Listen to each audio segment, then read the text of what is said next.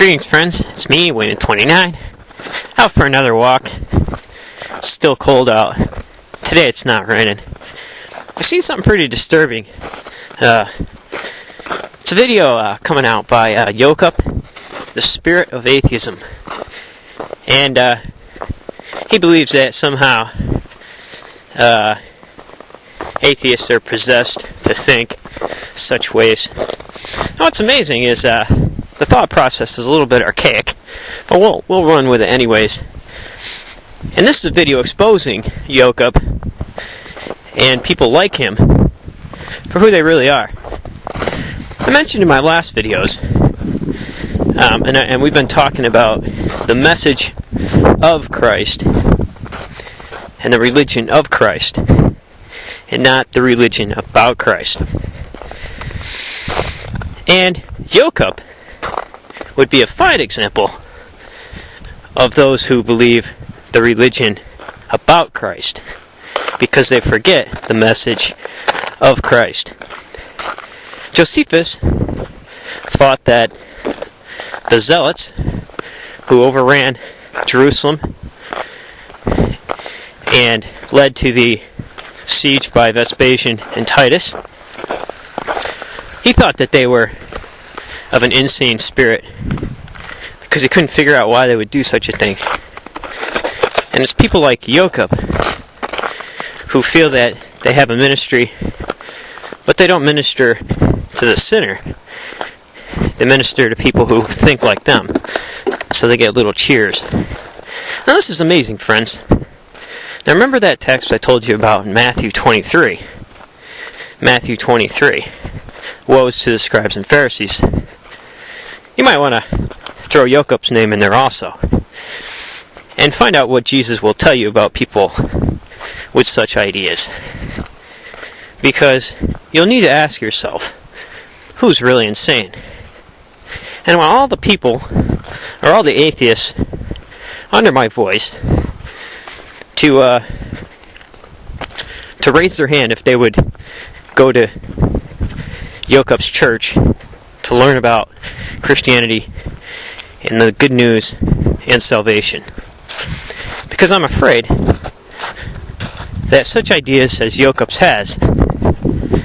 has closed the doors of heaven to many people. And it has placed much unneeded stress on the good news with much added things that make the yoke impossible to bear for people who might be remotely interested in hearing the message of Christ. And you know what, friends? As Jesus says, they don't do a finger to lift that load. So, in this spirit of fundamentalism, as Yokeup is clearly a part of, how can he not expect retaliation in the spirit of atheism? So, friends, I'm just wondering if we should be throwing stones, or if the fundamentalists, I don't want to group myself in with them, are qualified to throw a stone at the atheist when in our righteousness and in our piety we don't even realize that we're doing the same exact thing from the other side. So this is pretty amazing, friends. So think about what Christ said about being meek, and how the good news was not to those who are already religiously minded or spiritually minded. It was those who were not. Jesus said it was those who are the worst among society. Not the worst, but those who are seen as in need of it most. The publicans, the tax collectors. And Jesus was chastised for hanging out with these kinds of people. And what's amazing, friends, is when Jesus made a statement against some precept that he did not think was part of the good news, and when he received retaliation for it, he did not verbally say that he was a martyr. So this is what happens to plenty of people like Yokeup. They post inflammatory videos, close up the doors of heaven, they siege the temple, they don't allow anybody to go out, they don't allow anybody to come in. So, Jesus cursed the fig tree. When he was hungry, he's seen it, and he came up to it and it had no figs, and it was out of season. Jesus still cursed it. When it came back through, it was withered, and the disciples asked him about it.